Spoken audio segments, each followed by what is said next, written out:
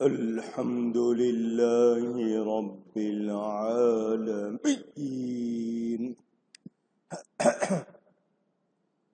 والصلاة والسلام على رسوله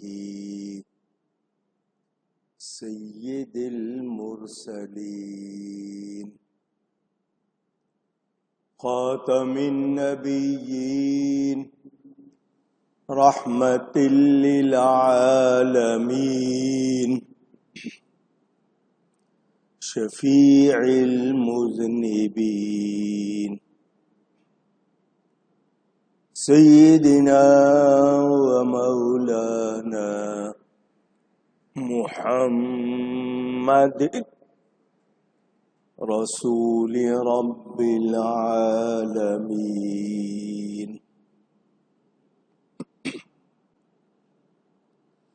وعلى آله وصحبه أجمعين أما بعد فأعوذ بالله من الشيطان الرجيم بسم الله الرحمن الرحيم يا بني أقم الصلاة وأمر بالمعروف وانه عن المنكر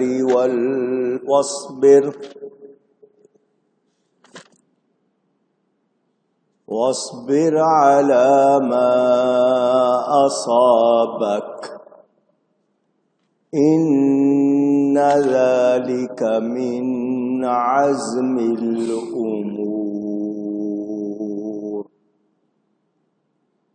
صدق اللہ العلی العظیم۔ محبت کے ساتھ ایک مرتبہ درود شریف پڑھ لیجیے۔ اللہم صلی وسلم وبارک علی سیدنا و مولانا محمد معدن الجود والکرم وآلہ وصحبہ وبارک وسلم۔ الصلاة والسلام علیک یا رسول اللہ، الصلاة والسلام علیک یا حبیب اللہ، الصلاة والسلام علیک یا رحمة للعالمین وعلى آلک واصحابک یا شفیع المذنبین۔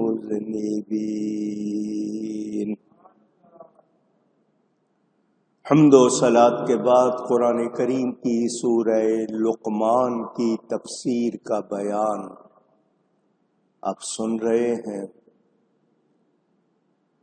حضرت لقمان علیہ السلام کی وصیت، تاکید کرنا، سمجھانا، اپنے بیٹے کو وہ کہتے ہیں میرے بیٹے نماز قائم رکھ اور اچھی بات کا حکم دے اور بری بات سے منع کر۔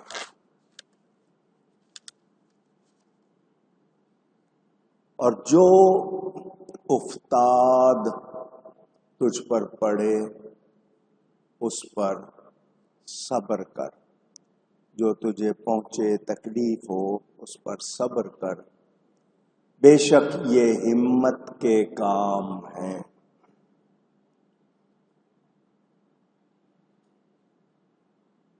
حضرت لقمان کی اپنے بیٹے کو یہ وصیت مجھے اور آپ کو جو پیغام دے رہی ہے کہ اللہ تعالی سے اپنا تعلق کمزور نہ ہونے دیں۔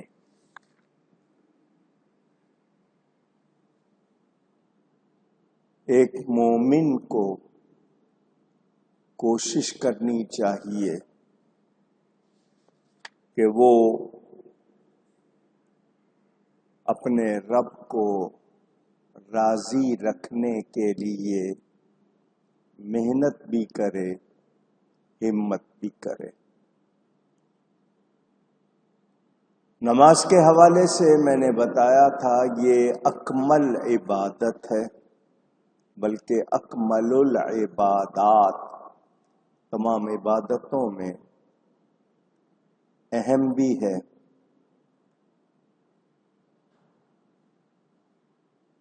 ایک انسان ایمان لا کر نماز کی پابندی کرتا ہے تو یہ اس کو ہر طرح برائی سے بچانے میں، نیکی کی طرف راغب رکھنے میں مدد دیتی ہے۔ غلط باتوں سے بچنا ہمارے لیے ضروری ہے۔ ہمارے ہاں رواج ہے، بچوں سے ماں باپ پوچھتے ہیں اسکول کا کام کر لیا، کھانا کھا لیا، دانت صاف کر لیے، جاؤ سو جاؤ۔ صبح اٹھ کے ناشتہ کر لیا، اسکول کا بستہ تیار کر لیا، جاؤ اسکول جاؤ۔ کتنے ماں باپ ہیں جو بچوں کو سونے سے پہلے اور اٹھنے کے بعد پوچھتے ہیں نماز پڑھی؟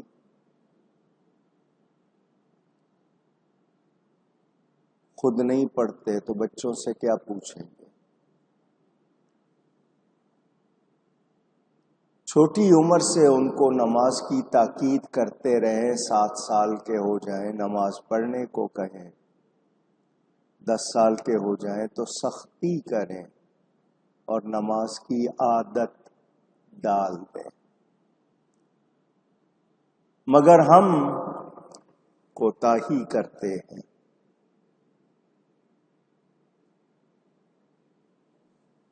خود بھی، بیوی بچوں کے معاملے میں بھی۔ رمضان میں عورتوں کو ظہر کے وقت سے ہی جاؤ کچن میں جاؤ، سموسے بناؤ، پکوڑے بناؤ، کھانے بناؤ۔ نماز تو ان پر بھی فرض ہے، مگر ہم اس معاملے میں بھی کوتاہی کرتے۔ میں نے آپ کو سنایا تھا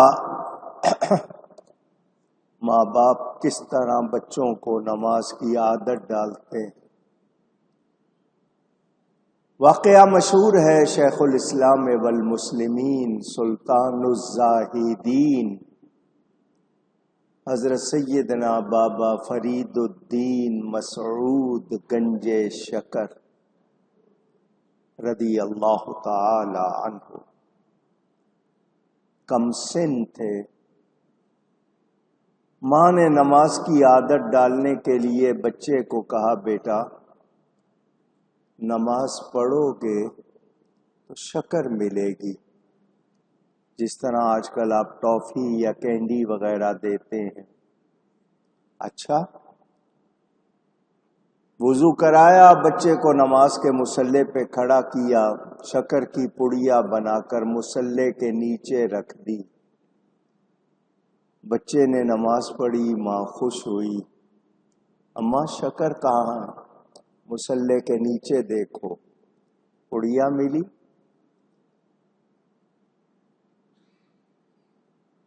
اپنے ساتھیوں کو بتایا، میں نماز پڑھتا ہوں، مجھے شکر ملتی ہے۔ انہوں نے کہا ہمیں تو نہیں ملتی، مجھے ملتی ہے۔ ماں نے پڑیا بنا کے رکھ لی، بچہ نماز پڑھتا، وہ پڑیا مصلے کے نیچے رکھ دیتی، ایک دن ماں کہیں گئی ہوئی تھی، گھر میں نہیں تھی، نماز کا وقت ہو گیا، بیٹے نے مصلی بچھا لیا، نماز شروع کر دی، ماں گھر پر نہیں تھی۔ ادھر ماں کو دھیان کہ بچے نے نماز نہ شروع کر دی ہو، میں جلدی پہنچوں، اس کو شکر نہ ملی تو کہیں اس کے یقین میں فرق نہ آ جائے۔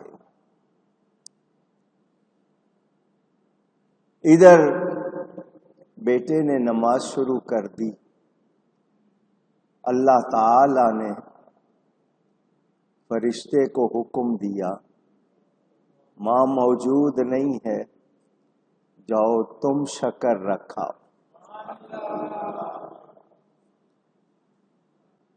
نماز پڑھی، مصلی اٹھایا تو شکر کی پڑیا موجود، حالانکہ ماں گھر پر نہیں تھی۔ ماں جب پہنچی تو اب وہ پوچھنا چاہ رہی ہے، مگر اندر ایک خیال بھی ہے، اگر اس نے نماز پڑھ لی اور شکر نہ ملی ہوئی تو یہ شکایت کرے گا۔ جھجکتے ہوئے ماں نے پوچھ ہی لیا، بیٹا نماز پڑھ لی؟ جی اماں جان پڑھ لی۔ اماں جان، آج کی شکر کی پڑیا بھی الگ تھی، اس کا ذائقہ بھی الگ تھا۔ اچھا مجھے دکھاؤ۔ ماں نے دیکھا تو واقعی وہ اس کی بنائی ہوئی پڑیا نہیں تھی۔ ماں نے بھی چکھا، ذائقہ بھی اور تھا۔